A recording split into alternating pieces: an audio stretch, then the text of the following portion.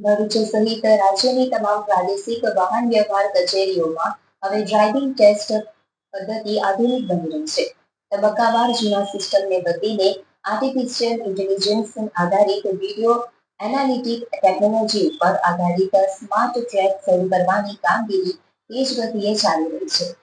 આ નવનિર્મિત ટ્રેક ઉપર પ્રથમ સિવિલ કામગીરી પૂર્ણ કરાઈ હતી. ત્યારબાદ 18 જેટલા AI આધારિત CCTV કેમેરા, સિગ્નલ લાઇટો અને ટ્રેકની શરૂઆત થતાં અંતે ડિસ્પ્લે સ્થાપિત કરાયા છે.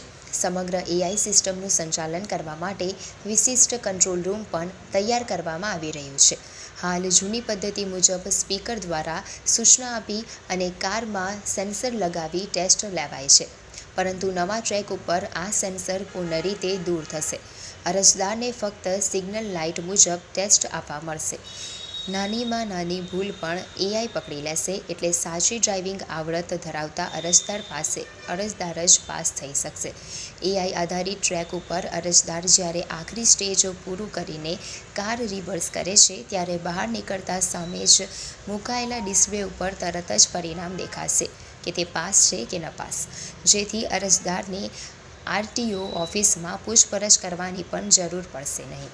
આ અંગે RTO અધિકારી મિતેશ બંગાલે જણાવ્યું હતું કે RTOમાં સિવિલ વર્ક બાદ ટ્રેક ઉપર તમામ AI કેમેરા, સિગ્નલ લાઇટો અને ડિસ્પ્લે લગાવી દેવામાં આવ્યા છે.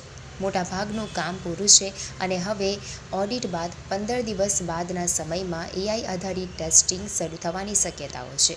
ગુજરાત સરકાર દ્વારા હાલમાં જે પણ આપણે ડ્રાઇવિંગ ટેસ્ટ લેવામાં આવે છે તે તમામ હવે